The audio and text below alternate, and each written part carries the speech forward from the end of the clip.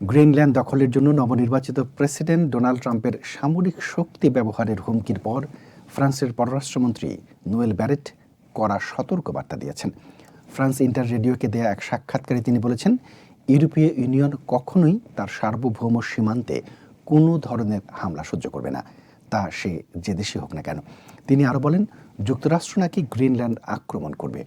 এমন এক সময় চলছে যেখানে ক্ষমতাধরদের পক্ষে আইন।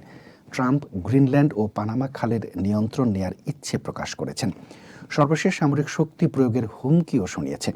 বিষয়টি আন্তর্জাতিক মহলে বেশ উদ্বেগ সৃষ্টি করেছে। তবে ডেনমার্কের স্বায়ত্তশাসিত অঞ্চল গ্রিনল্যান্ড ট্রাম্পের প্রস্তাব প্রত্যাখ্যান করেছে। গ্রিনল্যান্ডের প্রধানমন্ত্রী মুটে এগেডে বলেন, গ্রিনল্যান্ড বিক্রির জন্য নয় এবং তারা যুক্তরাষ্ট্রের অংশ হতে আগ্রহী নয়। ডেনমার্কের নিয়ন্ত্রণ থেকেও গ্রিনল্যান্ড স্বাধীনতার দাবি জানান তিনি। এদিকে ডেনমার্কের প্রধানমন্ত্রী মেটে ফ্রেডরিকসেনও ট্রাম্পের প্রস্তাবকে অগ্রহণযোগ্য বলেছেন।